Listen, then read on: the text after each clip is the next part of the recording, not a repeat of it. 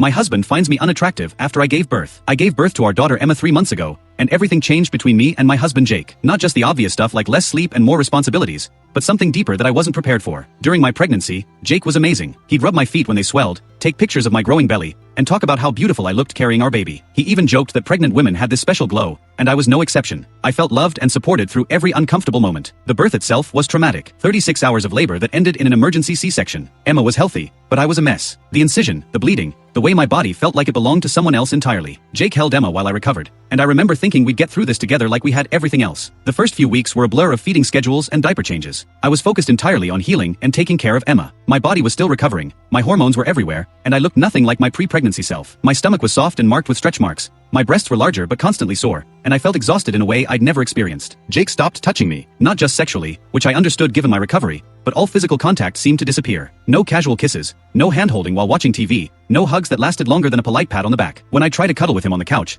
he'd shift away or find reasons to get up. At first, I attributed it to stress and sleep deprivation. We were both adjusting to parenthood, and I figured things would return to normal once we found our rhythm. But as weeks turned into months, the distance only grew. The moment I realized something was seriously wrong was about 6 weeks postpartum. I had finally gotten the all clear from my doctor and was feeling more like myself physically. I put on a dress that used to be one of Jake's favorites, did my hair, and suggested we have a date night at home after Emma went to sleep. Jake barely looked at me. He mumbled something about being tired and went to bed early. I stood in our living room in that dress, feeling foolish and hurt in a way that went deeper than rejection. I started noticing other things. How Jake's eyes would dart away when I changed clothes. How he'd suddenly become very interested in his phone whenever I was breastfeeding Emma. How he'd volunteer for every grocery run or errand that would get him out of the house. The conversation I'd been dreading finally happened last week. I confronted him directly, asking if he still found me attractive. Jake hesitated too long before answering, and when he finally spoke, his words cut deeper than I expected. He said he was struggling with how different I looked. That he loved me but was having trouble feeling physically attracted to my post-baby body. He mentioned the stretch marks, the loose skin around my middle, how my breasts looked different now. He said he felt guilty about feeling this way but couldn't help it. I appreciated his honesty, but it shattered something inside me. This body that he found unappealing had grown and delivered his child. These stretch marks were evidence of a life we created together. These breasts that he couldn't look at were feeding our daughter. Jake insisted he still loved me and wanted our marriage to work. He suggested I might consider talking to someone about getting back in shape,